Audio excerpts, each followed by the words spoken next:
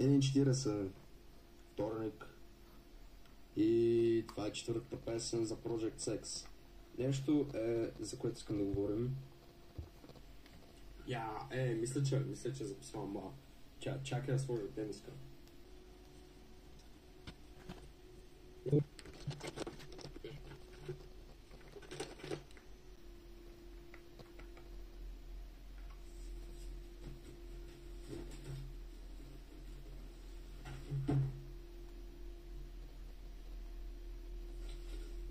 Нещо, за което искам да говорим, нали се сещаш, в момента правя едно нещо, което е много набавка, обаче просто няма какво да правя през лятото. Проектът се казва Project Sex. Не знам защо се казва така, но реших да го кръста така. И просто е нещо, с което да се занимавам през лятото, защото какво друго да правя.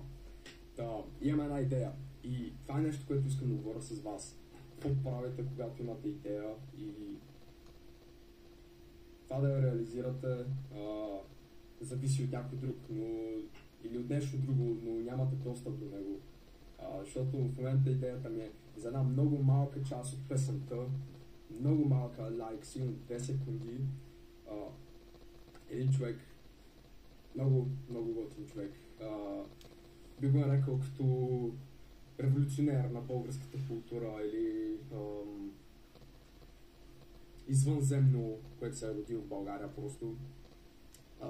Този човек просто да каже няколко думи, които са...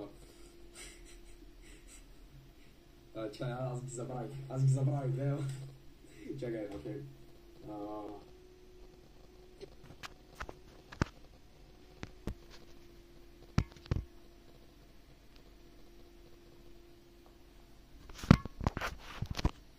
Нещо от рода на взех ти момичето, коте. В смисъл някаква пълна наебавка, защото целият проект е наебавка. В смисъл цялото съществуване на този проект е наебавка и не ми пука какво ще излезне от този проект наистина. Дали ще ме шегуват заради него или не.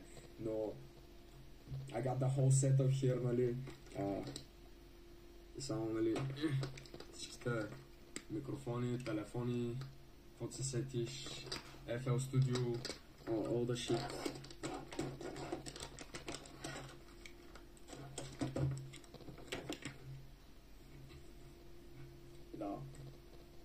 Вие какво правите, когато просто не зависи от вас? Какво бихте направили? Защото моята идея в момента е да направя нещо друго, смисъл там, където мисля да е тази част, просто да е нещо друго.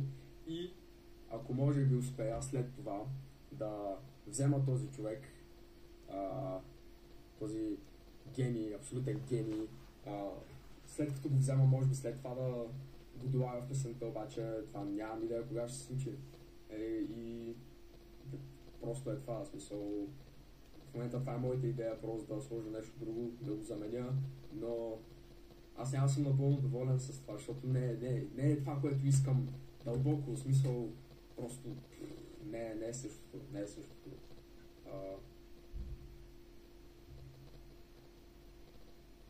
Да.